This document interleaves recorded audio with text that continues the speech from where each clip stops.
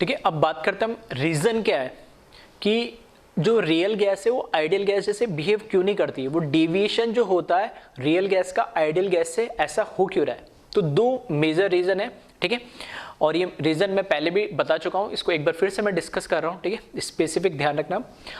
First point इसमें ideal gas molecule are point masses but real gas molecules are rigid spherical particles which have significant volume।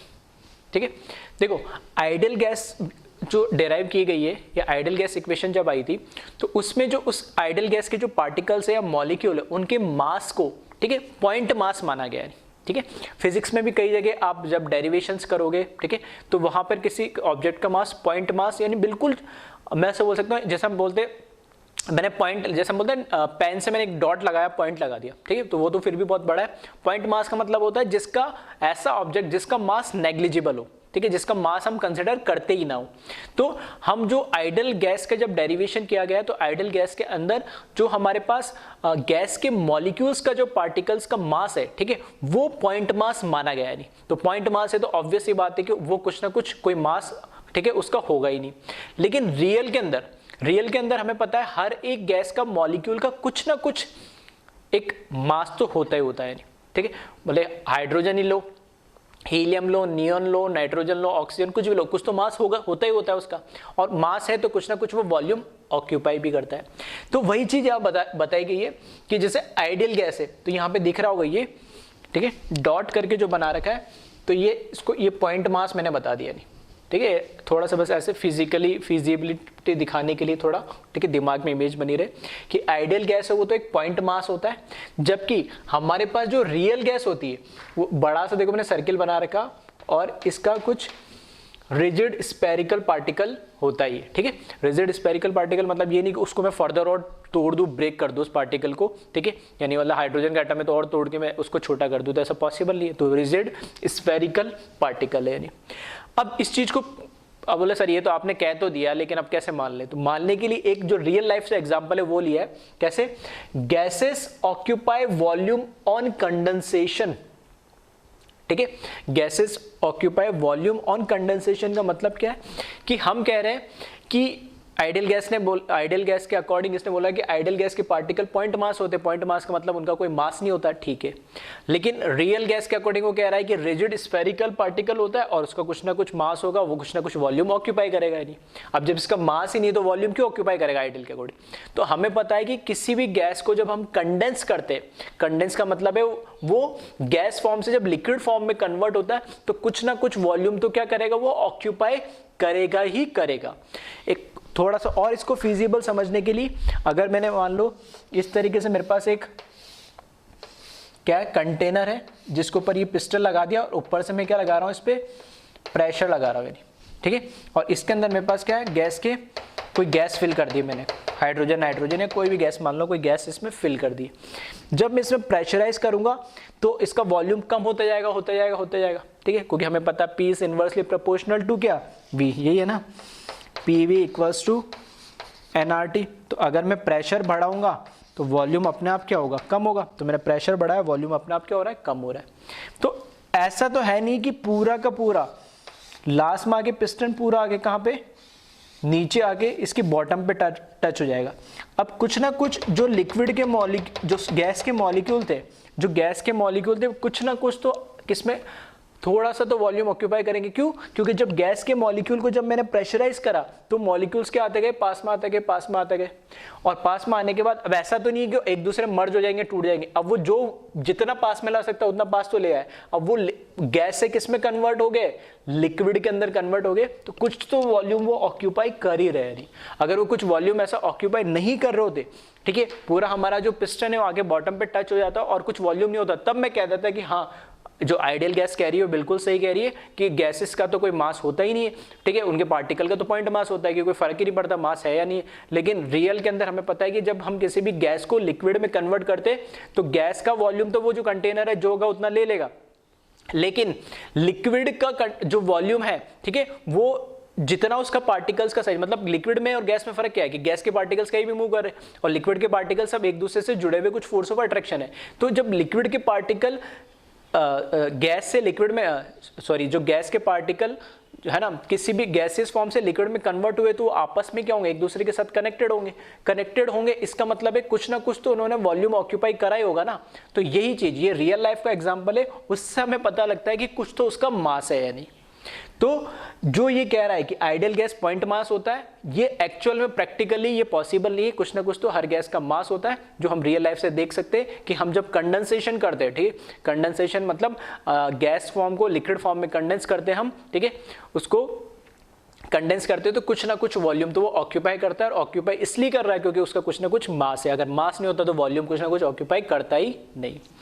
Second point जो वापस से, ठीक है, पहला point क्या था कि कोई मास नहीं होता। दूसरा पॉइंट जो उसने बोला है आइडियल गैस में कि no force of attraction between ideal gas molecules, no force of attraction between ideal gas molecules but real gas molecule have significant force of attraction between them.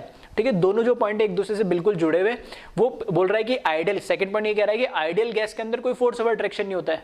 ठीक है, यही हमने पढ़ा था, आइडियल गैस में क्या होता है, कोई फोर्स ऑफ अट्रैक्शन नहीं होना चाहिए। लेकिन रियल गैस में कुछ ना कुछ तो, ठीक है, वीक वंडरवॉल फोर्सेस होते हैं, ठीक है, बहुत वीक होते हैं लेकिन होते हैं। ऐसा नहीं कि फोर्स ऑफ अट्रैक्शन है ही नहीं। अगर ऐसा नहीं होता तो कभी भी कोई गैस, ठीक है, वो अपने गैस फॉर्म से लिक्विड में कन्वर्ट नहीं हो पाती, क्योंकि लिक्विड की प्रॉपर्टी यही है कि फोर्स ऑफ अट्रैक्शन बढ़ना चाहिए। तो गैस में जो को फोर्स ऑफ अट्रैक्शन बहुत वीक थे, मान लिया वीक थे या ना भी थे, लेकिन लिक्विड में अगर उसको कन्वर्ट होना है तो कुछ ना कुछ पार्टिकल्स के अंदर, मॉलिक्यूल के अंदर क्या होना चाहिए, फोर्स ऑफ अट्रैक्शन आना चाहिए। ठीक है, और फर्स्ट लेक्चर में हमने यही तो देखा था, सॉलिड के पार्टिकल्स एक दूसरे के बहुत ज्यादा फोर्स ऑफ अट्रैक्शन होता है, लिक्विड के थोड़ा कम होता है और गैस में बहुत कम होता है।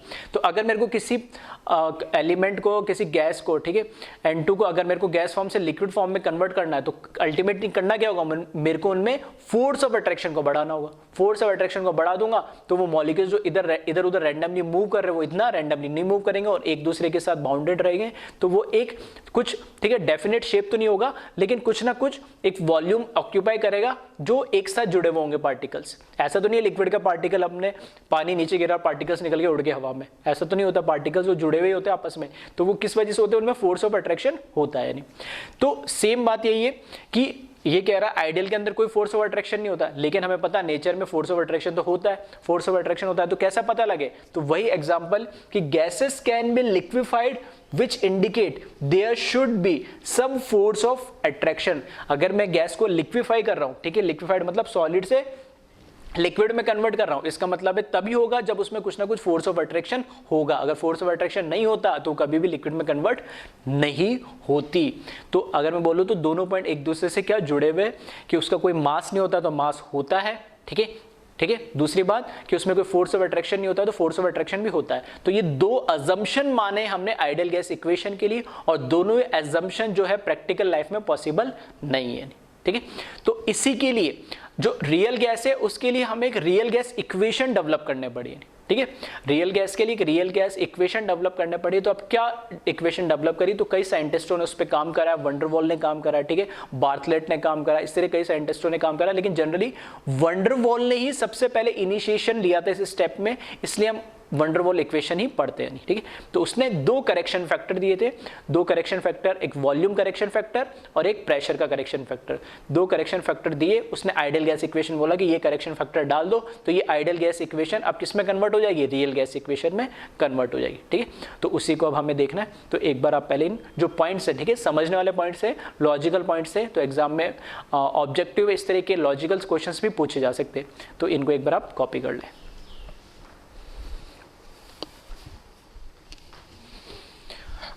अब बात करने वाले हम रियल गैस इक्वेशन की, ठीक है।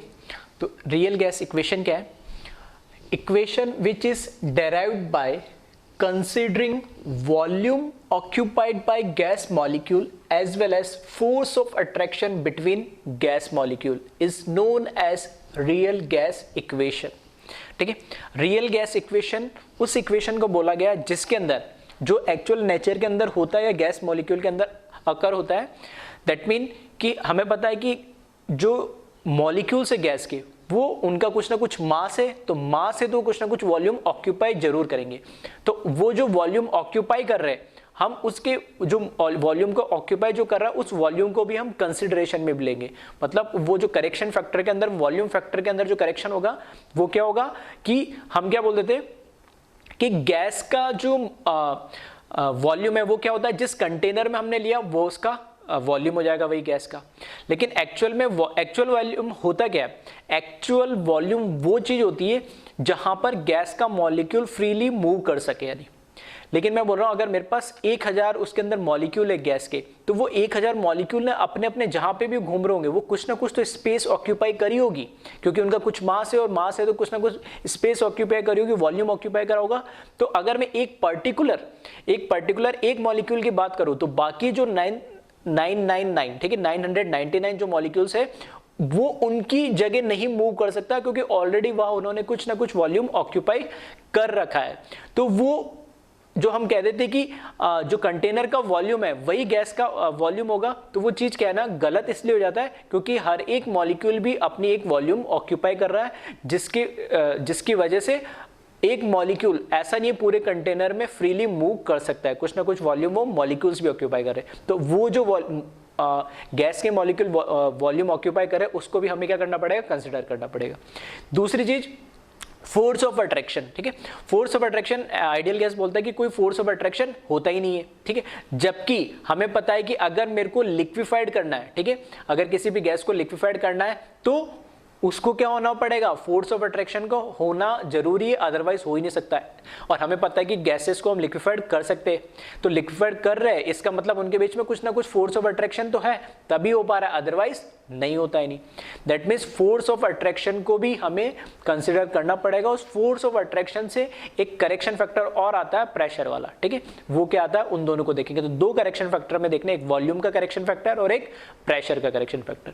तो ये जो करेक्शन था उसको कई साइंटिस्टों ने इंट्रोड्यूस करा था, उसमें से वंडरवॉल वो था जिसने सबसे पहले इस चीज का इनिशिएशन लिया था, ठीक है। बार्थलेट और भी साइंटिस्ट थे जिन्होंने ये काम करा था इसके आगे, लेकिन सबसे पहले वंडरवॉल ने इसको इंट्रोड्यूस करा था, इसलिए सिर्फ हम उसी के बारे में या उसके इक्वेशंस को पढ़ते हैं।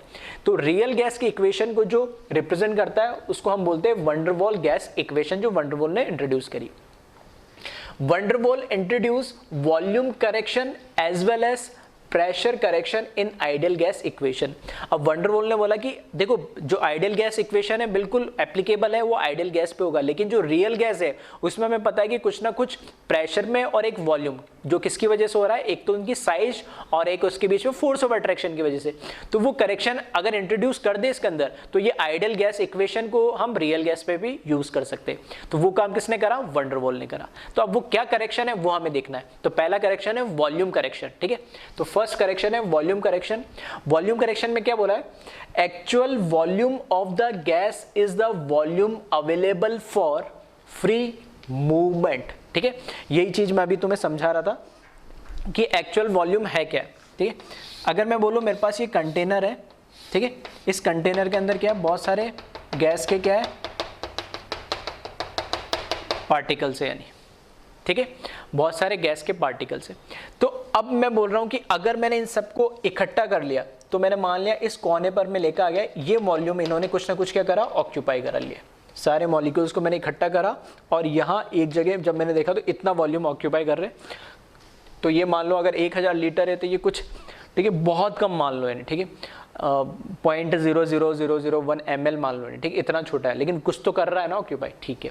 तो अब ये जो वॉल्यूम ऑक्यूपाई कर रहा है, तो मतलब इस जगह पे अगर मैं बोलूँगा अगर एक पार्टिकल होता, तो ऐसे तो मैं देख रहा हूँ सारे जगह पार्टिकल्स घूम रहे हैं, तो इस जगह पे तो वो पार्टिकल घूम नहीं सकता। या मैं ऐसे बोल सकता हूँ कि अगर जहाँ पे जो पार्टिकल उधर दूसरा पार्टिकल नहीं जा सकता, क्योंकि वो खुद अपनी जगह थोड़ी छोड़ेगा। ये पॉइंट मास नहीं है, एक्चुअल में कुछ ना कुछ इनका मास होता है, रिजिड बॉडी है जिसको रिप्लेस नहीं कर सकते हम।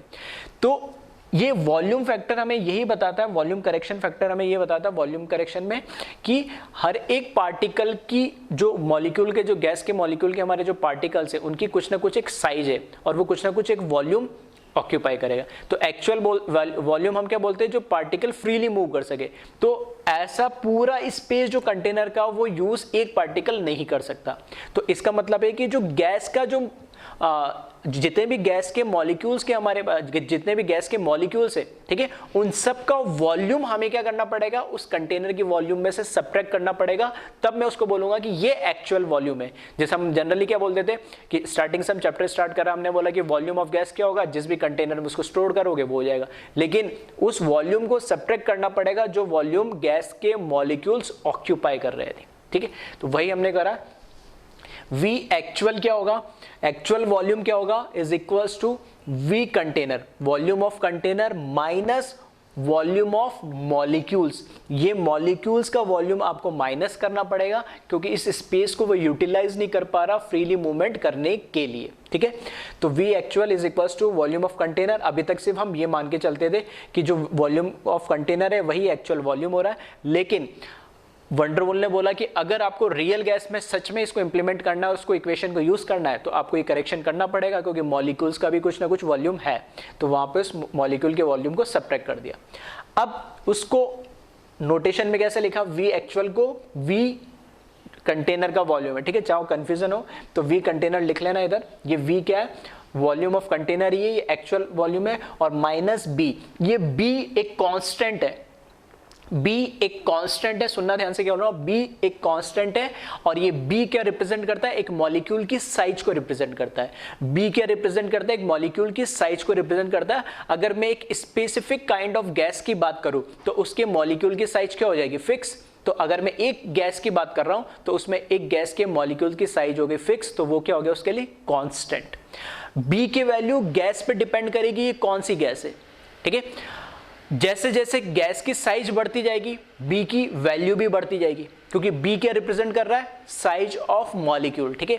दो करेक्शन फैक्टर आते हैं, एक स्मॉल a और एक स्मॉल b। तो पहले मैं स्मॉल b की बात कर रहा हूं। तो बच्चों को चैप्टर खत्म हो जाता है, 11 12 खत्म हो जाते हैं, उनको यही नहीं पता होता कि a और b रिप्रेजेंट क्या करते हैं, a और b का सिग्निफिकेंस क्या है।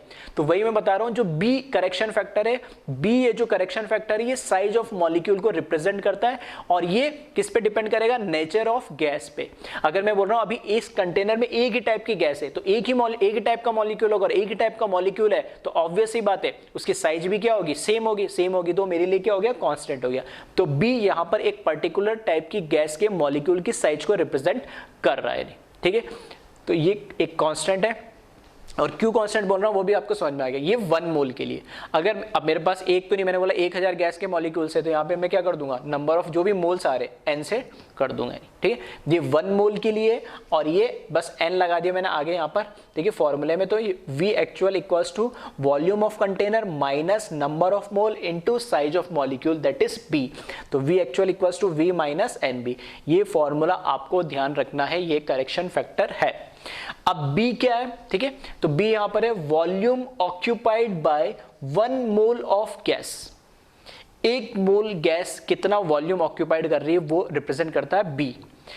It takes into account size of molecule, takes into account, that means ये क्या रिप्रेजेंट कर रहा है, ये रिप्रेजेंट करता है हमें एक्चुअल में साइज ऑफ मॉलिक्यूल। ये सबसे इंपॉर्टेंट पॉइंट है, इसको हाईलाइट कर लेना और इसको ध्यान रखना, क्योंकि ये B, अगर मैं बोलूं what is significance of B, या मैं बोलूं कि B क्या रिप्रेजेंट कर रहा है, तो B रिप्रेजेंट करता है किसी भी गैस के मॉलिक्यूल की साइज। अगर मैं बोल रहा हूं कि मेरे पास 4 गैस है और उनकी B की अलग अलग वैल्यूज दे रखी है, तो मुझे उससे क्या पता लगेगा, अगर 4 मॉलिक्यूल्स दे रखे गैस के और उसके B की अलग अलग साइज दे रखी है, मतलब जिसकी B की वैल्यू सबसे ज्यादा होगी उसकी साइज भी मॉलिक्यूल की क्या होगी, सबसे ज्यादा होगी। आ रही बात समझ में, तो इस पे भी क्वेश्चंस बनते काफी। दूसरी बात, इसको बुलाया क्या जाता है, it is known as van der Waals constant for volume, क्योंकि वॉल्यूम करेक्शन में इसको इंट्रोड्यूस किया गया है, तो इसको वंडरवॉल कांस्टेंट फॉर वॉल्यूम भी बोला जाता है। और कई जगह आप एक्सक्लूडेड वॉल्यूम भी बोला जाता है। एक्सक्लूडेड क्यों, क्योंकि जो कंटेनर का वॉल्यूम है उसमें से इसको एक्सक्लूड मतलब हटा दिया जा रहा है, कम किया कर दिया जा रहा है इसको, इसलिए कई जगह कई बुक्स में एक्सक्लूडेड वॉल्यूम भी बोला जाता है। और कई बार इसको को वॉल्यूम भी बोलते हैं, जैसे को ड्राइवर होता है उसी तरीके से को वॉल्यूम, ठीक है। तो वंडरवॉल कांस्टेंट फॉर वॉल्यूम और एक्सक्लूडेड वॉल्यूम और को वॉल्यूम, ठीक है, कुछ भी बोल सकते हैं। लेकिन सबसे इंपॉर्टेंट क्वेश्चन यहां मैं वही बता रहा हूं, सिग्निफिकेंस क्या है। सिग्निफिकेंस ये B क्या रिप्रेजेंट कर रहा है, किसी भी गैसेस मॉलिक्यूल की साइज को रिप्रेजेंट कर रहा है, ठीक है। अब यहां पर मैं क्या बोलूंगा, वापस मैं वही रिपीट कर रहा हूं कि जो करेक्शन फैक्टर B है, करेक्शन फैक्टर B वॉल्यूम को रिप्रेजेंट कर रहा है किसी भी गैस के मॉलिक्यूल की, ठीक है, किसी भी गैस के मॉलिक्यूल के वॉल्यूम को रिप्रेजेंट कर रहा है। और अगर मैं बोलूं एक जैसे बी है वो एक सेम टाइप की गैस के, एक सिंगल गैस के टाइप के मॉलिक्यूल की साइज को रिप्रेजेंट कर रहा है। तो अगर हमारे पास एक से ज्यादा गैसेस होगी तो उनका बी भी अलग अलग होगा। बी की वैल्यू जो करेक्शन फैक्टर है वॉल्यूम का, उसमें बी की वैल्यू भी अलग अलग होगी, क्योंकि उसमें मॉलिक्यूल की साइज चेंज हो जा रही है, क्योंकि हमारी गैस चेंज हो रही है। गैस चेंज हो रही है मतलब molecule change, type of molecule change हो रहा है, टाइप ऑफ मॉलिक्यूल चेंज हो रहा है, तो उनकी साइज चेंज होगी, साइज चेंज होगी तो अपने आप बी की वैल्यू भी चेंज हो जाएगी। ठीक है, तो एक बार इसको कॉपी कर ले और इस पे कुछ क्वेश्चंस है, ठीक है, बहुत छोटे मोटे क्वेश्चंस हैं लेकिन बनते पूछे जाते हैं तो देखते हैं हम उनको। एक बार इसको पहले जल्दी से कॉपी कर ले।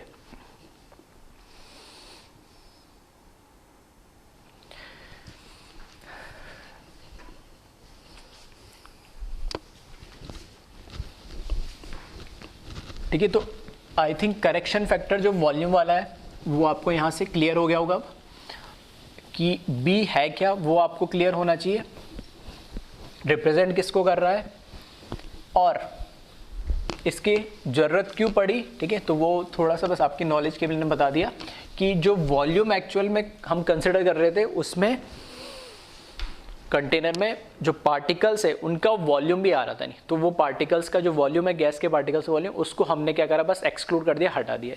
ठीक है, तो एक पॉइंट इसमें जरूर नोट कर ले इसके नीचे,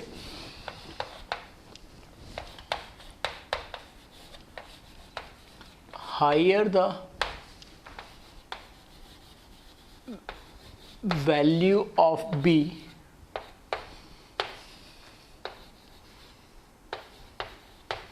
more will be the size of molecule of gas and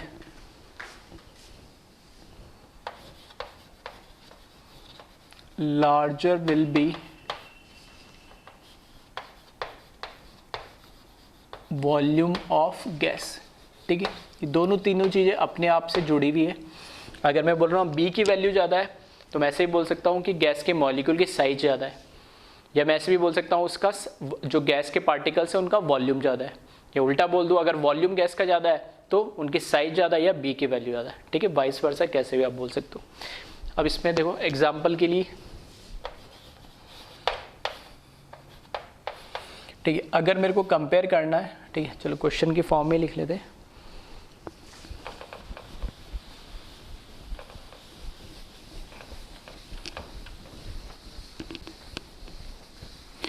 question लिख ले, compare the value of B for given gases, compare the value of B for given gases.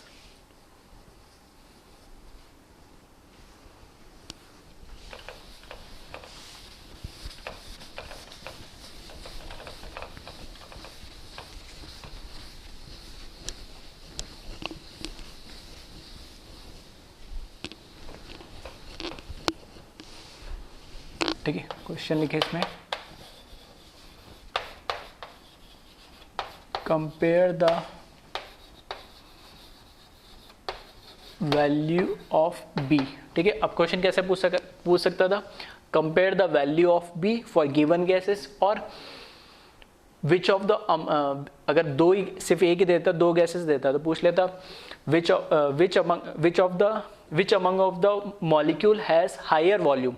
ठीक है, या फिर वो ऐसा पूछ लेगा which of the molecule has larger size. ठीक है, तो साइज से भी पूछ सकता है, वॉल्यूम से भी पूछ सकता है और बी की वैल्यू से भी पूछ सकता है। तो अभी मैं, ठीक है, क्योंकि बी के लिए एक बार यूज हो जाओगे तो compare the value of B for given gases. ठीक है, फर्स्ट इसमें देखें, फ्लोरीन गैस दे दी मुझे और क्लोरीन गैस दे दी। ठीक है, बस कम ज़्यादा हमें बताना है। फिर हीलियम, नियॉन, एर्गन, क्रिप्टन, ठीक है, इनका बताना है हमें। कि बी की वैल्यू किसकी ज़्यादा होगी, और एक लिख ले और एन ब्यूटेन, और एक लिख ले आइसोब्यूटेन। ठीक है, अब देखिए इसमें B की वैल्यू मुझे कंपेयर करनी है, मैंने B की वैल्यू क्या बोली है, उसकी ज़्यादा होगी जिसकी साइज ज़्यादा होगी। ठीक है, अब साइज मुझे पता है फ्लोरीन से नीचे। ठीक है, फ्लोरीन से नीचे कौन आता है पीरियोडिक टेबल में, क्लोरीन। तो नीचे टॉप टू बॉटम हम जाते हैं तो साइज ऑफ क्या बढ़ता है, एटम बढ़ती है। तो फ्लोरीन से ज़्यादा साइज किसकी होगी, क्लोरीन की। तो क्लोरीन की अगर साइज ज़्यादा होगी तो B की वैल्यू भी ज़्यादा होगी, तो ये वॉल्यूम भी ज़्यादा क्या करेगा, ऑक्यूपाई करेगा। Same helium, neon, argan, krypton, ठीक है, सारे क्या नोबल गैसेस है, और हीलियम से सारे इसी ऑर्डर में नीचे जाते हैं। तो बी की वैल्यू का ऑर्डर भी यही होगा। मतलब इस ऑर्डर में वॉल्यूम, या ऐसे बोल सकते इस ऑर्डर में बी की वैल्यू भी बढ़ती जाएगी, साइज ऑफ मॉलिक्यूल भी बढ़ता जा रहा है या एटम बढ़ता जा रहा है, या फिर मैं ऐसे बोल सकता हूँ इस ऑर्डर के अंदर ही भी इनका वॉल्यूम भी बढ़ता जाएगा। एन ब्यूटेन और आइसोब्यूटेन, ठीक है, इसका ध्यान रखें। इस तरह के क्वेश्चन आप पीरियोडिक या बॉन्डिंग में भी देखने को मिलेगा। ठीक है, यहाँ पे मैं बता देता हूँ। एन ब्यूटेन, ब्यूट का मतलब, ठीक है, 4 कार्बन होता है, तो ये है CH3, CS2, CS2, CS3। Isobutane होता है CH3, CH, CS3, CS3। ठीक है,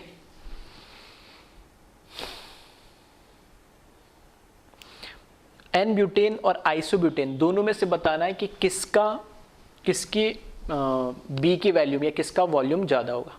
ठीक है, तो अगर आपने तो पीरियोडिक और बॉन्डिंग अगर पढ़ा हुआ होता, ठीक है, तो आप इसका आंसर बिल्कुल दे देते जल्दी से, लेकिन अभी नहीं पढ़ा हुआ है तो मैं लॉजिक बता देता हूँ। वैसे एन ब्यूटेन का ज़्यादा होता है, और रीज़न होता है इसका सरफेस एरिया। ठीक है, सरफेस एरिया कैसे, मतलब जब आप वंडरवॉल फोर्सेस पढ़ोगे केमिकल बॉन्डिंग में, तो उसमें वंडरवॉल फोर्सेस में आप देखोगे कि जो वंडरवॉल फोर्सेस है वो सरफेस एरिया पे भी डिपेंड करते हैं।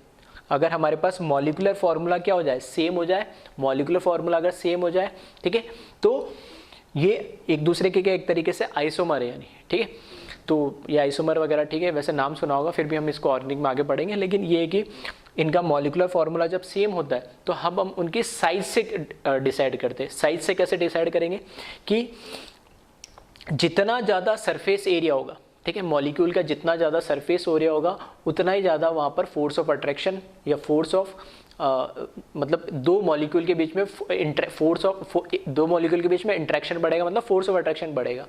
अगर जितना कम उनका सरफेस एरिया होगा तो उतना ही उनके बीच में इंटरेक्शन कम होगा, फोर्स ऑफ अट्रैक्शन कम हो जाएगा। तो यहाँ पर अगर मैं बात करूँ तो CH3, CS2, CS2 इसी तरीके से पूरा लीनियर होता है, तो इसका ये सरफेस एरिया इस तरीके से, ठीक है, लीनियर शेप में। जबकि ये क्या हो रहा है, जैसे आइसोब्यूटेन बोला, ठीक है, ठीक है, तो आइसोब्यूटेन में एक वहाँ से CH3 हट के का बीच वाले पे लग गया। अगर इसकी शेप की बात करूँ तो इस तरीके से थोड़ा सा शेप अब थोड़ा लीनियर ना होके, ठीक है, थोड़ा सा स्फेरिकल टाइप में आने लग गया इसका शेप। तो जितना ज़्यादा मॉलिक्यूल स्फेरिकल होगा उतना ही उसका क्या होता है, सरफेस एरिया कम होता है। ठीक है, ये चीज़ तो हम फिजिक्स में भी पढ़ते हैं। तो सरफेस एरिया अगर कम होगा इसका तो ऑब्वियस सी बात है इसमें इसका सरफेस एरिया कम होगा तो अपना आप सी बात होगी, क्या होगी, साइज कम होगी। ठीक है, और साइज कम होगी तो बी की वैल्यू क्या हो जाएगी, कम हो जाएगी। ठीक है, तो इसमें चाहो तो इसके लिए लिख लेना, खास नोट करके मैं लिखा देता हूँ वैसे। ठीक है, इस चीज़ को कहाँ केमिकल बॉन्डिंग और पीरियोडिक के अंदर इस तरह के क्वेश्चन आप ऑलरेडी करोगे नहीं। ठीक है, तो इसमें हम ऐसे बोल सकते हैं। अब देखो ये पूरा है लीनियर, अब इसमें क्या थोड़ी सी जैसे ब्रांचिंग होगी, यानी ब्रांचिंग मतलब कि मॉलिक्यूल्स वहाँ से हटके यहाँ लग गया तो एक ब्रांच, यहाँ पे एक सीधा चल रहा है पूरा और यहाँ पे एक चल के इधर ब्रांचिंग स्टार्ट होगी। तो मॉलिक्यूल के अंदर जितने ज़्यादा, ठीक है, ऐसे एक एग्जांपल होता है एन पेंटेन होगा, आइसोपेंटेन होगा, नियोपेंटेन होगा। तो जैसे जैसे आप चलोगे तो उसमें क्या होती है, ब्रांचिंग शुरू हो जाने बोलते हैं, एक ही मॉलिक्यूल से ज़्यादा दूसरे कार्बन जुड़े हो जाएंगे। तो जितने ज़्यादा कार्बन उससे एक ही से जुड़ते जाएंगे, ठीक है, तो उसमें क्या होता जाएगा, सरफेस एरिया उसका कम होता जाएगा, क्योंकि स्पेरिकल शेप एक्वायर करने लगता है। स्पेरिकल शेप एक्वायर करेगा तो ऑब्वियस सी बात है उसकी साइज क्या हो जाएगी, कम हो जाएगी। तो फोर्स ऑफ अट्रैक्शन भी कम होता है और साइज भी दोनों क्या हो जाती है, कम हो जाती है। तो यहाँ पे लिख लेते हैं नोट के अंदर ध्यान रखना, higher the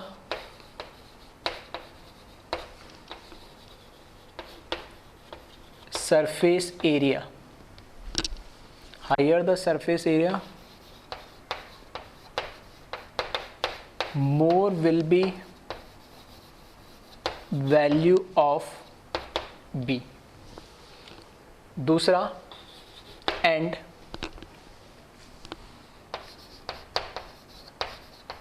higher the branching of molecule, lower will be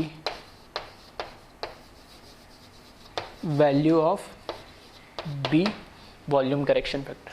ठीक है, तो कैसे भी बोल लो, सरफेस एरिया बढ़ेगा तो साइज अपना आप बढ़ रही है, जब ब्रांचिंग जितनी बढ़ेगी साइज अपना आप कम हो जाएगी, तो बी की वैल्यू भी कम हो जाएगी। ठीक है, तो इस तरह के क्वेश्चंस अक्सर पूछ लिए जाते हैं एग्जाम में, तो इनको ध्यान रखना। तो अब इसको एक बार आप कॉपी कर ले, फिर उसके बाद हम बात करते हैं दूसरा हमारा जो करेक्शन फैक्टर है प्रेशर वाला।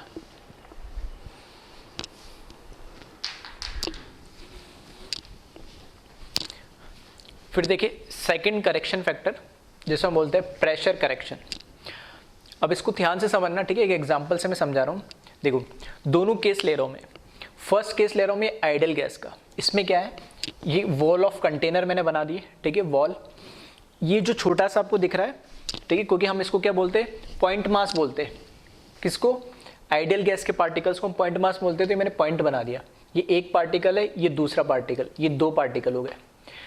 अब प्रेशर क्या है, प्रेशर ये है कि जब पार्टिकल जाके कंटेनर की वॉल पे टकराएगा तो वो जिस फोर्स से टकरा रहा है उसी को तो हम क्या बोलेंगे, pressure, force per unit area. तो मैंने मान लिया इस एरिया पे जाके टकराएगा तो वो प्रेशर बनेगा P1।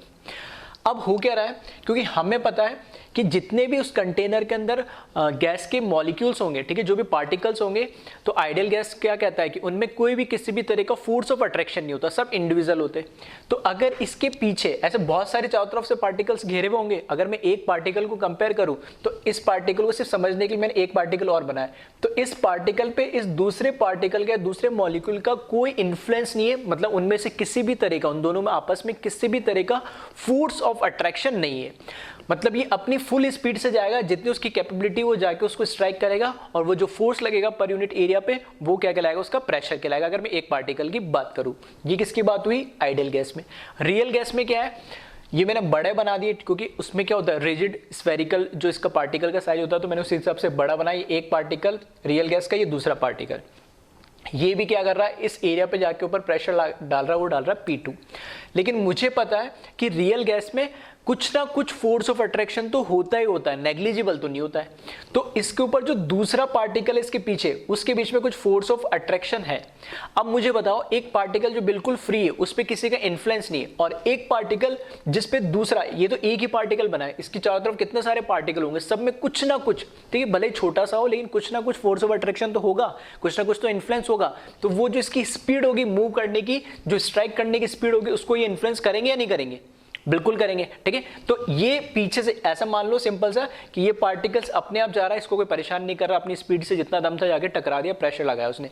ये पार्टिकल जा रहा है और इसको पीछे से दूसरा पार्टिकल फोर्स ऑफ अट्रैक्शन जो लग रहा है उसको पुल कर रहा है, नहीं तो इसकी जो फ्लो, जो इसकी मूवमेंट है, जो इसकी स्पीड है, ठीक है, इसकी जाके स्ट्राइक करने की जो स्पीड है, उसको ये क्या कर दे रहा है, थोड़ा सा रिड्यूस कर दे रहा है। ठीक है, और रिड्यूस करता है तो हमें प्रेशर क्या है, force per unit area, force क्या होता है, मास इनटू एक्सेलरेशन।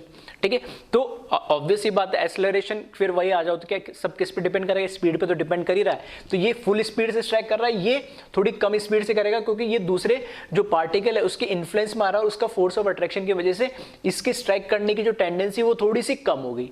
तो अब मुझे बताओ, जब रियल गैस आ गई तो यहाँ पे प्रेशर क्या हो गया, थोड़ा सा रिड्यूस्ड हो गया, यानी आ रही मेरी बात समझ में। तो ये प्रेशर जो रिड्यूस हो गया, वही करेक्शन फैक्टर हम यहाँ पर इंट्रोड्यूस करने वाले।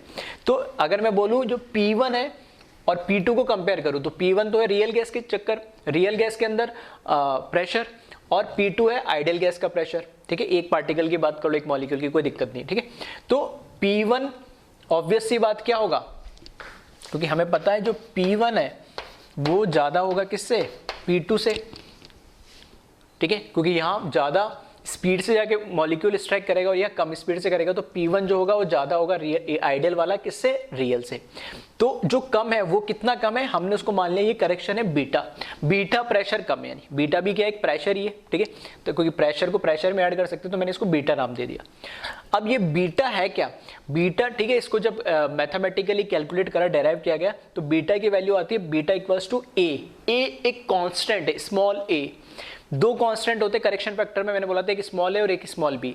स्मॉल ए प्रेशर का करेक्शन फैक्टर आता है और स्मॉल बी वॉल्यूम का करेक्शन फैक्टर आता है, ठीक है। Small a force of attraction को रिप्रेजेंट करता है, small b size of molecule या साइज ऑफ गैसेस पार्टिकल को रिप्रेजेंट करता है। तो ये वही ए है। तो beta equals to a upon v square. Beta नहीं समझ में आ रहा है क्या है, उसको छोड़ दो, बीटा से कोई फर्क नहीं पड़ता, जो करेक्शन वैल्यू वो ये है पूरी है। तो ए अपॉन वी स्क्वायर ये 1 मोल ऑफ गैस के लिए, और अगर n मोल ऑफ गैस के लिए तो ध्यान रखना सिर्फ n से मल्टीप्लाई नहीं करना, ठीक है। फिर से बता रहा हूँ, अपना डेरिवेशन वगैरह हमारे सिलेबस में नहीं है ना, हमको ध्यान देना है। बस ये बता रहा हूँ कि यहाँ पे n स्क्वायर आएगा, सिर्फ n नहीं आएगा। मैंने बोला क्योंकि डेरिवेशन में इस तरीके से होता है, ये वैल्यू है कि n स्क्वायर आएगा, ठीक है। तो ध्यान रखना 1 मोल के लिए तो a अपॉन वी स्क्वायर होगा और n मोल के लिए कितना हो जाएगा, a n square upon v square, ठीक है। मेरी अगर एडवाइस मानो तो फॉर्मूला कौन सा याद रखा करो हमेशा, n मोल के लिए। 1 मोल के लिए होगा तो n की जगह बस 1 रख दो, अपना आप आ जाएगा, ठीक है। तो इसमें ध्यान रखना a n square upon v square, v volume of the container, actual volume जो भी है, ठीक है। n यहाँ पर क्या हो जाएगा, ठीक है, we volume of the container, ये n नंबर ऑफ मोल्स, और a क्या यहाँ पर कांस्टेंट है, जिसे हम a जो कांस्टेंट है उसी की बात कर रहा हूँ, ये जो करेक्शन फैक्टर को इंट्रोड्यूस कर रहा है तो उसी के बारे में यहाँ लिखा है। a is a constant and known as van der Waals constant for force of attraction, ठीक है। ये क्या रिप्रेजेंट कर रहा है, हमें फोर्स ऑफ अट्रैक्शन को बता रहा है, ठीक है। फिर से सुनना क्या बता रहे हैं, फोर्स ऑफ अट्रैक्शन को बताता, बी क्या बताता, size of molecule. A takes into account molecular attraction, ठीक है, वापस से वही बात। तो मैंने बोला था ए का सिग्निफिकेंस, ए की बात करो, ए क्या रिप्रेजेंट करता है, फोर्स ऑफ अट्रैक्शन या मॉलिक्यूलर अट्रैक्शन बताता है, मॉलिक्यूल्स के बीच में अट्रैक्शन। बी क्या बताता है, साइज ऑफ मॉलिक्यूल्स बताता है। अब बात इसमें हो रही है कि जैसे हमने बी पे जैसे क्वेश्चंस करे थे वैसे ए पे भी क्वेश्चन आते हैं। बी क्या बताता, साइज को कंपेयर करके बताता, ए क्या बताता, फोर्स ऑफ अट्रैक्शन को कंपेयर करके हमें बताने होते। अब एक्चुअल में क्या है, क्योंकि अभी थोड़ा सा अगर आपने केमिकल बॉन्डिंग नहीं पढ़ा या थोड़ा बहुत आपको आइडिया हो तो हमारे पास वहाँ बहुत सारे तरह के फोर्स होते हैं। तो अगर वो सारे आपको, ठीक है, बॉन्ड और फोर्सेस आपको पता है, ठीक है, यानी फोर्सेस मतलब सारे तरह के बॉन्ड आपको पता है, आयोनिक बॉन्ड, केमिकल बॉन्ड, ठीक है, sorry ionic bond, covalent bond, hydrogen bond, van der Waals forces जो उसमें होते हैं, वीक बॉन्ड से आ जाते हैं, यानी वीक फोर्सेस आ जाते, तो वो सब पता होगा, तब इस तरह क्वेश्चन करने में कोई दिक्कत नहीं होगी। फिर भी मैंने एक आइडिया के लिए पॉइंट लिख दिया कि किस तरीके से मुझे ए को कंपेयर करना है। ए क्या है, फोर्स ऑफ अट्रैक्शन। अब फोर्स ऑफ अट्रैक्शन किसके अंदर ज्यादा होगा, जनरली नेचर में हम बोलते हैं दो तरह के मॉलिक्यूल्स मिलते हैं हमें पोलरिटी के अकॉर्डिंग, एक होता है पोलर, एक होता है नॉन पोलर। पोलर का मतलब है कि अगर मेरे पास दो अगर एटम है ए और बी तो उनके बीच में पोल्स क्रिएट हो रहे, पोल्स मतलब उसमें नेगेटिव पॉजिटिव, ठीक है, इलेक्ट्रोनेगेटिविटी वैल्यू की वजह से उसमें पार्शियल नेगेटिव पार्शियल पॉजिटिव मतलब पोलर बॉन्ड्स कहलाते हुए, ठीक है। तो अगर आपने पढ़ा है तो वेल एंड गुड, नहीं पढ़ा हो तो ठीक है, पढ़ोगे जब समझ में आ जाएगा, वापस से इस लेक्चर को सुनोगे या देखोगे तो, ठीक है। तो एक बॉन्ड होता है पोलर जिसमें दो एटम है, दोनों के बीच में इलेक्ट्रोनेगेटिविटी डिफरेंस होती है, ईएन वैल्यू की डिफरेंस की वजह से, इलेक्ट्रोनेगेटिविटी वैल्यू की डिफरेंस की वजह से उनके बीच में पार्शियल पॉजिटिव और पार्शियल नेगेटिव। पार्शियल क्यों, क्योंकि उस पर एक्चुअल चार्ज नहीं आता positive negative, actual positive negative तो इलेक्ट्रॉन देने और लेने से आता है पॉजिटिव नेगेटिव, लेकिन वहां पार्शियल का मतलब है कि वहां पर उस बॉन्ड के अंदर ही जो शेयर पेयर ऑफ इलेक्ट्रॉन है वो थोड़ा सा शिफ्ट हो जाता है, जो ज्यादा इलेक्ट्रोनेगेटिव होता है, इसलिए हम उसको बोलते हैं पार्शियल, ठीक है। तो उस पे ये उस ऐसे जो मॉलिक्यूल होते हैं जिसके अंदर इलेक्ट्रोनेगेटिविटी की वैल्यू का डिफरेंस है, तो वो जो मॉलिक्यूल के बॉन्ड्स होते हैं वो कहलाते हैं पोलर। अगर वो सेम है, फॉर एग्जांपल मैं बोलो हाइड्रोजन और क्लोरीन, तो हाइड्रोजन और क्लोरीन में से क्लोरीन क्या ज्यादा इलेक्ट्रोनेगेटिव है, तो क्लोरीन पे पार्शियल नेगेटिव चार्ज, हाइड्रोजन पे पार्शियल पॉजिटिव चार्ज, और ये क्या कहलाएगा हमारे पास पोलर बॉन्ड कहलाएगा। अगर मेरे पास बोलो हाइड्रोजन हाइड्रोजन का मॉलिक्यूल H और H, तो दोनों की इलेक्ट्रोनेगेटिविटी सेम है, तो ऐसे मॉलिक्यूल कहलाते हैं नॉन पोलर, इनके बीच में कोई EN वैल्यू की डिफरेंस नहीं होती है, या रिजल्टेंट अगर मैं बोलूँ तो इन पे कोई चार्ज क्रिएट नहीं होता है। तो अगर मैं बोलूँ कि फोर्स ऑफ अट्रैक्शन कहाँ ज्यादा होता है, हमेशा पोलर के अंदर ज्यादा होगा, नॉन पोलर के अंदर कम होगा। पोलर में ज्यादा इसलिए होता है क्योंकि एक पोलर मॉलिक्यूल क्या पॉजिटिव नेगेटिव चार्ज क्रिएट करता है, तो उसमें आयोनिक कैरेक्टर आने लगता है, और आयोनिक कैरेक्टर जो आने लगता है तो वहाँ आयोनिक बॉन्ड क्या होते हैं, थोड़े स्ट्रॉन्गर होते हैं, इस वजह से फोर्स ऑफ अट्रैक्शन बढ़ जाता है, ठीक है। तो वो थोड़ा भी वापस केमिकल बॉन्डिंग वगैरह आप पढ़ोगे या आपने पढ़ लिया होगा तब फिर कोई दिक्कत नहीं आएगी। तो नेचर ऑफ गैस की अगर मैं बात करूँ तो पोलर जो गैस होगी उसमें फोर्स ऑफ अट्रैक्शन ज़्यादा होगा as compare to non polar से। फिर अगर दोनों गैस पोलर टाइप हुई तो फिर कैसे करेंगे, या दोनों गैस नॉन पोलर टाइप हुई तो कैसे कंपेयर करेंगे। तो दोनों पोलर हो जाए या भले दोनों नॉन पोलर हो जाए तो उसमें हम कंपेयर करेंगे उनके मॉलिक्यूलर मास से, ठीक है। तो मैंने कर्व बताया था Z वर्सेस P के बीच में, ठीक है, Z वर्सेस P के बीच में तब मैंने कर्व बताया था नाइट्रोजन ऑक्सीजन, ठीक है, नाइट्रोजन फिर ऑक्सीजन और फिर CO2, ठीक है, 3 कर्व बताया था मैंने। बोलता जैसे जैसे मॉलिक्यूलर मास बढ़ेगा वैसे वैसे फोर्स ऑफ अट्रैक्शन भी बढ़ेगा, सेम वही पॉइंट है ये, ठीक है। मॉलिक्यूलर मास बढ़ने पे फोर्स ऑफ अट्रैक्शन बढ़ेगा। थर्ड पॉइंट है कि हाइड्रोजन बॉन्डिंग, ठीक है। हाइड्रोजन बॉन्डिंग कहीं किसी ने सुनी हो तो अच्छी बात है, नहीं सुनी हो तो केमिकल बॉन्डिंग में भी इसको डिटेल में पढ़ते हैं, ठीक है। हाइड्रोजन बॉन्ड बनता है, एक बॉन्ड कैसे बनता है कि hydrogen most electronegative elements like fluorine oxygen nitrogen, ठीक है, और sp कार्बन ऐसे और होते हैं, ठीक है। तो मोस्ट इलेक्ट्रोनेगेटिव एटम से हाइड्रोजन का बॉन्ड हो और हाइड्रोजन किसी दूसरे ऐसे एटम से कनेक्टेड हो जिसके पास लोन पेयर हो, ठीक है। तो मॉडर्न टाइम में इसको मॉडर्न वे में आजकल इसको बोलते हैं लुईस एसिड बेस इंटरेक्शन भी बोलते हैं कि हाइड्रोजन इलेक्ट्रॉन पेयर को एक्सेप्ट करता है और एक एटम होता है जो इलेक्ट्रॉन पेयर को डोनेट करता है, ठीक है। तो लोन पेयर डोनर होना चाहिए और लोन पेयर एक्सेप्टर होना चाहिए। तो लोन पेयर एक्सेप्टर हाइड्रोजन होता है और लोन पेयर डोनर कोई भी हो सकता है। ऑक्सीजन के पास भी एक लोन पेयर होता है, नाइट्रोजन के पास भी लोन पेयर होता है, फ्लोरीन के पास भी होता है। तो ये सब मिलकर हाइड्रोजन बॉन्डिंग बनाते हैं, ठीक है। तो इसको भी डिटेल में केमिकल बॉन्डिंग बढ़ते हैं। अगर कहीं हाइड्रोजन बॉन्डिंग आ रही है तो उस वजह से भी फोर्स ऑफ अट्रैक्शन और एक्स्ट्रा थोड़ा बढ़ जाता है। फिर ये थोड़ा सा इंपॉर्टेंट, इस पॉइंट को तो आप खास ध्यान रखें, ठीक है, क्योंकि इससे गलती क्या हो जाती है, due to very small size of hydrogen and helium their value of a is negligible, that is a equals to 0। क्योंकि हाइड्रोजन और हीलियम की साइज बहुत कम होती है तो उनके बीच में फोर्स ऑफ अट्रैक्शन ना के बराबर होता है, ना नहीं होता है, 0 नहीं होता है, लेकिन ना के बराबर होता है, लेकिन हम उसको मान लेते हैं, ठीक है। तो क्वेश्चन इसी तरीके से बनते हैं, तो ये ध्यान रखना, इसको हमने अज्यूम कर लिया कि नेग्लिजिबल होता है, ठीक है। तो बोला सर आपने तो बोला कि कभी कोई गैस में होता ही नहीं, ठीक है। तो अब जो कंसिडरेशन क्या मैं वही बता रहा हूँ, अपने मन से नहीं बता रहा, क्वेश्चन इस पे बनते इसलिए मुझे बताना पड़ रहा है कि हाइड्रोजन और हीलियम के बीच में फोर्स ऑफ अट्रैक्शन बहुत ही कम होता है, इस वजह से हम उसमें ए की वैल्यू को 0 मान लेते हैं। और यही रीजन है जो हमने Z वर्सेस P का जो कर्व बढ़ा था डिफरेंट गैसेस के लिए एट कांस्टेंट टेम्परेचर, तो उसमें देखा था हाइड्रोजन और हीलियम के लिए स्ट्रेट लाइन का कर्व आया था इस तरीके से, ठीक है। और मैंने बोला था ये कभी नेगेटिव डिविएशन शो नहीं करता है। क्यों नहीं शो करता है, क्योंकि मैंने वहां पे बताया था कि इनके बीच में फोर्स ऑफ अट्रैक्शन बहुत कम होता है। तो यहाँ तो हमने कह दिया कि फोर्स ऑफ अट्रैक्शन ना के बराबर, मतलब ए की वैल्यू 0 कर दी, तो फोर्स ऑफ अट्रैक्शन होगा ही नहीं, तो नेगेटिव डिविएशन आएगा ही क्यों। आ रही बात समझ में? तो ठीक है, सारी चीज़ों को मैं रिलेट करते हुए बता रहा हूँ, तो इन चीज़ों को थोड़ा सा ध्यान रखें, ठीक है। तो एक्चुअल में यहाँ पे एक चीज़ कन्फ्यूजन जो होता है कि बीटा इस पूरी, ये करेक्शन फैक्टर है, ठीक है, ये करेक्शन फैक्टर है पूरा, लेकिन बीटा हमने इस पूरी वैल्यू को बोल दिया तो बीटा का कोई लेना देना नहीं है। एक्चुअल में इसमें क्या है कि V तो वॉल्यूम है, N मोल है, और नई चीज़ क्या है, ये A आई है। तो वो A यहाँ पर जो फोर्स और मॉलिक्यूलर फोर्स को रिप्रेजेंट करती है, ये A करेक्शन फैक्टर है यहाँ पे। आ रही मेरी बात समझ में, ठीक है। तो एक बार इसको कॉपी कर ले और कुछ बातें उसको हम कंटिन्यू करते हैं एक बार।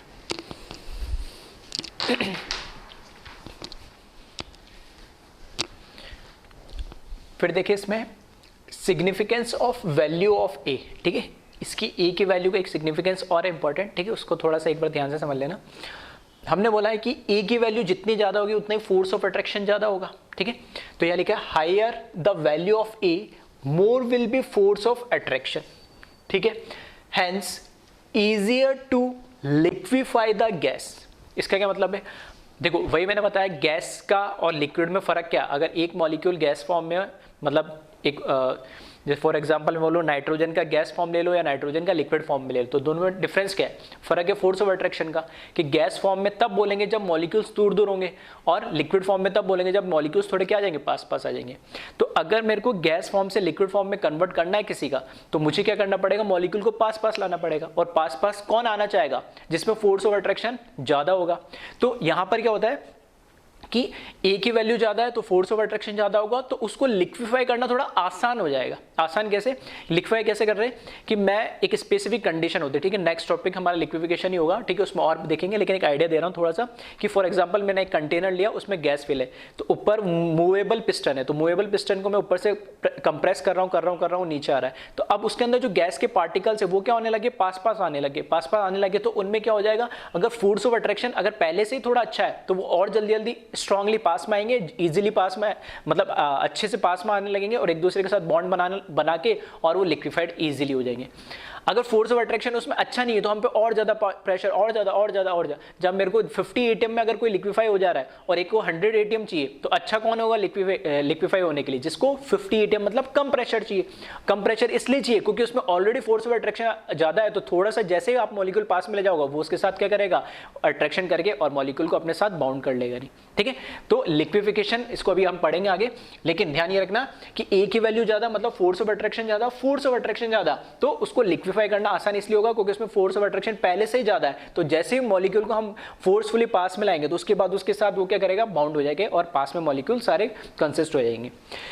फिर ये लिखा है कि ideal gas can not be liquefied because no force of attraction between molecules. सीधी सी बात है कि हम आइडियल गैस कहता है कि आइडियल गैस में बोलते हैं कि कोई फोर्स ऑफ अट्रैक्शन होता ही नहीं, ठीक है, जो कोई फोर्स ऑफ अट्रैक्शन होता ही नहीं तो आप मॉलिक्यूल को कितना ही पास ले आओ, ठीक है, वो कभी उसके साथ बाउंड होगा ही नहीं, और बाउंड होगा ही नहीं तो जैसे छोड़ोगे वापस अलग हो जाएगा नहीं, ठीक है। तो ऑब्वियस सी बात है कि आइडियल गैस अगर कोई है तो उसको कभी हम लिक्विफाई नहीं कर सकते हैं।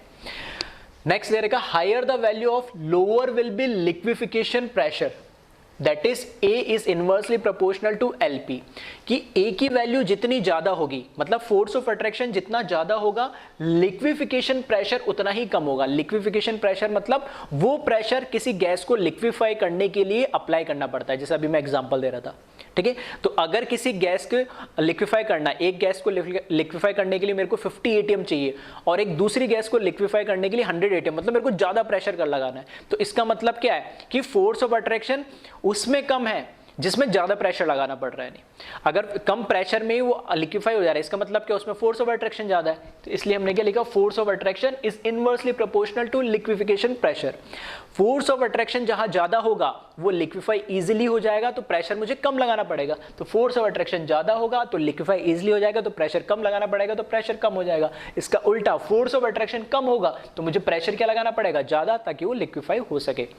लिक्विफिकेशन प्रेशर क्या, LP, pressure required to liquefy the gas, ठीक है। किसी भी गैस को लिक्विफाई करने के लिए, ठीक है, गैसेस फॉर्म में लिक्विड में लाने के लिए जो प्रेशर मुझे अप्लाई करना पड़ेगा, अब प्रेशर अप्लाई क्यों करना पड़ेगा, कोई मॉलिक्यूल मुझे पास पास लाने, तो प्रेशर तो लगाना ही पड़ेगा, तो जिसमें जितना ज्यादा प्रेशर लगेगा उतना ही उसको मुश्किल लिक्विफाई करना है, और जितना कम प्रेशर लगेगा उतना ही लिक्विफाई करना आसान है, ठीक है। अब आ जाओ, ये भी एक इंपॉर्टेंट है, unit of A and B। जो दो हमारे पास करेक्शन फैक्टर आए, A और B, दो कांस्टेंट है, ठीक, करेक्शन फैक्टर में दो कांस्टेंट बोलूंगा, A और B, उसकी यूनिट क्या है, ठीक है। B को पहले लिख दिया, कोई दिक्कत नहीं।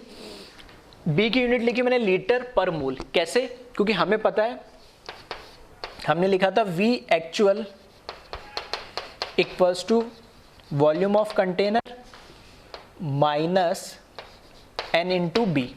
अब देखो, unit and dimension of physics में पढ़ चुके तो कोई दिक्कत ही नहीं, किसी भी क्वांटिटी को मैं उसमें कब ऐड कर सकूंगा, जब उनकी यूनिट क्या होगी, सेम होगी, तो volume is equals to volume minus volume ही तो करूंगा, तो ये भी क्या होगी, इसकी यूनिट भी क्या होगी, वॉल्यूम ही होगी, ठीक है।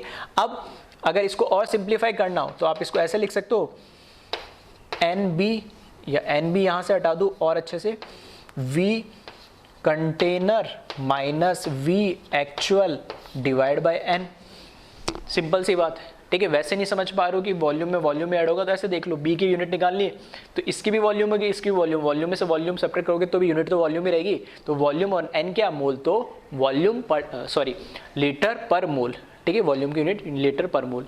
इसकी यूनिट कैसे आई, इसका फॉर्मूला देखें, क्योंकि यहां मैंने क्या लिखा था, P1 equals to P2 plus beta. अब बीटा भी इसमें ऐड कैसे हो रहा है, क्योंकि ये मैंने क्या बोला था, ये वो प्रेशर है जो रिड्यूस्ड हो गया है, यानी फोर्स ऑफ अट्रैक्शन की वजह से रियल गैसेस में जो प्रेशर रिड्यूस हो रहा है, जिसको मैंने नाम क्या दिया था, बीटा। तो अगर मैं बात करूं, बीटा भी एक्चुअल में है क्या, एक प्रेशर है, या फिर और देख ले इसको, ठीक है। तो P1 equals to P2 plus, यहां पर ये क्या है, A into N square upon V square, ये भी लिख सकता हूँ इसकी जगह।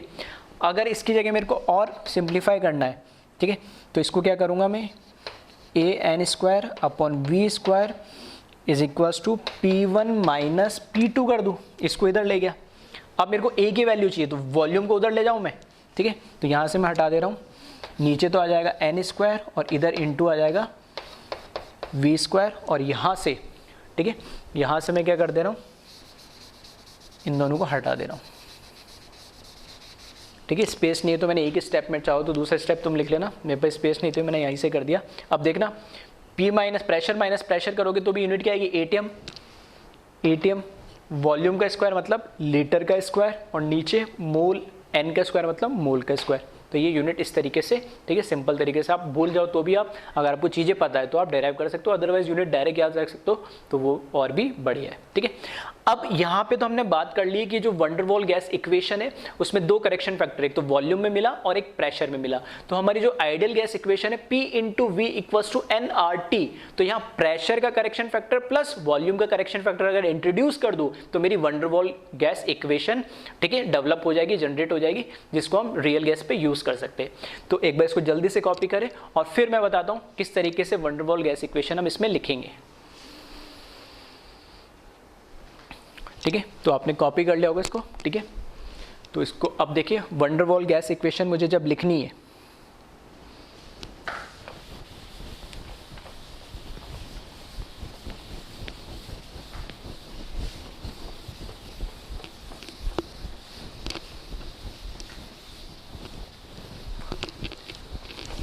ठीक है, तो पूरे टॉपिक को थोड़ा सा, ठीक है, वापस से एक बार सुनोगे, ध्यान से समझोगे, सब बहुत बेसिक से चीज़ें हैं और लॉजिकल चीज़ें, यानी ऐसी कोई मैंने बात नहीं बताई है, ऐसी कोई बात कॉन्सेप्ट नहीं बताया जो आप थोड़ा लॉजिकली या रियल लाइफ से आप उसको रिलेट नहीं कर सकते।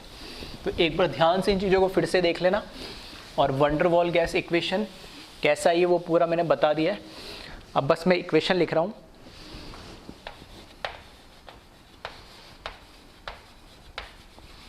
वंडरवॉल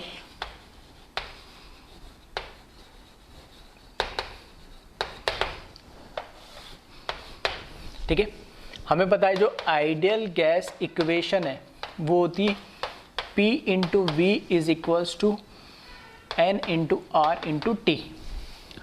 वंडरवॉल गैस इक्वेशन, ठीक है, इसको मैं नाम दे रहा हूँ VGE, ये रियल गैस के लिए, तो VGE। अब देखो, प्रेशर था, उसमें करेक्शन फैक्टर हमने डाला था बीटा, जिसकी वैल्यू क्या थी, A into n² upon v², ठीक है। तो इसमें ऐड करना है P plus A into n² upon v², सही है। फिर V वॉल्यूम का करेक्शन फैक्टर था जो कि क्या था, माइनस करना हमें NB, तो यहाँ से V माइनस NB, ठीक है। ये प्रेशर, ये था, ये वॉल्यूम, ये था, ठीक है, बस उसकी जगह ये लिख दिया हमने यहाँ पर, और इसकी जो इसकी जगह जो ये था वहाँ पे ये वैल्यू हमने ये लिख दी, ठीक है, is equals to N into R into T. तो यहाँ हमारे पास आ गया, ये है हमारे लिए आइडियल गैस के लिए, और ये है हमारे लिए रियल गैस के लिए, ठीक है। तो VG भी कहाँ से डेवलप हुई है, IG से डेवलप हुई है, और बस यहाँ पे प्रेशर का करेक्शन फैक्टर हमें ऐड करना है और वॉल्यूम का करेक्शन फैक्टर हमें सब्ट्रैक्ट करना है, बस ये चीज़ आपको ध्यान रखनी है। यहाँ पे A और B फिर से बोल रहा हूँ, सिग्निफिकेंस इसका पता होना चाहिए। A force of attraction, molecular force of attraction, B size of molecule, बस A और B की वैल्यू कांस्टेंट होती है, ये हमें याद नहीं रखनी, ये गिवन होगी, यानी हाँ, अगर मुझे वैल्यूज दे दी तो मैं कंपेयर जरूर कर सकता हूँ, ठीक है, उसके बारे में, साइज के बारे में या फोर्स ऑफ अट्रैक्शन के बारे में बता सकता हूँ, लेकिन A और B हमें याद नहीं रखना, ये हमेशा क्वेश्चन में गिवन होगी, ठीक है। अब इस पर क्वेश्चन कैसे आते हैं, ठीक है, सबसे सिंपल तरीके क्वेश्चन, लेकिन उसमें भी गलती होने के चांसेस रहते हैं, ठीक है। तो क्वेश्चन लिख लें, क्वेश्चन सिंपल सा इतना है, right the VGE, right the van der Waals gas equation for given, ठीक है, हमें सिर्फ VG लिखना है, ठीक है। इतना समझ सकते हो कितना सिंपल क्वेश्चन है, उसको भी हम गलत करेंगे भी, देख लेना। गलत कैसे करेंगे, तो क्वेश्चन लिख ले,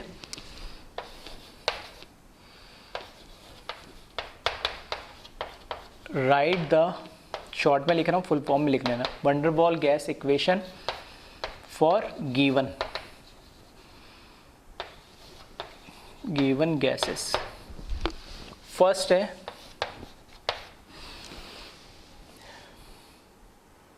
5 mole of CO2 gas,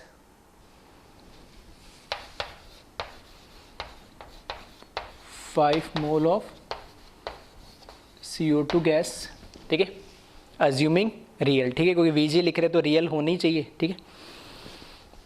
second है 10 mole of H2 gas,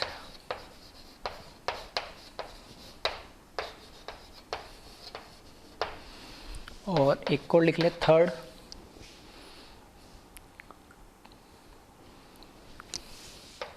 2 mole of real gas assuming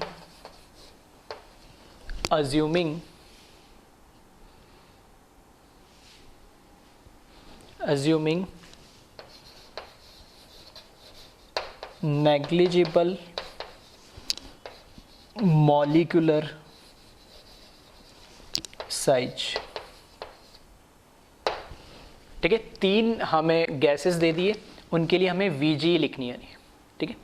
तो एक बार वीडियो को पॉज करके VG लिखना है, लिखा हुआ है, बस उसमें तुम्हें मोल लिख देना जहाँ पे लिखा हुआ है, नहीं, ठीक है। फर्स्ट देखें, ठीक है, इसी के सामने मैं लिख दे रहा हूँ। फर्स्ट में इसकी VG जब मैं लिखूँगा, वंडरबॉल गैस इक्वेशन, ये लिखा है 5 मोल ऑफ CO2 गैस, ठीक है, तो रियल ही मानेंगे। तो रियल के लिए मुझे क्या करना है, बस जहाँ पे n लिखा है वहाँ पर क्या लिख दूँ मैं, 5 लिख दूँ।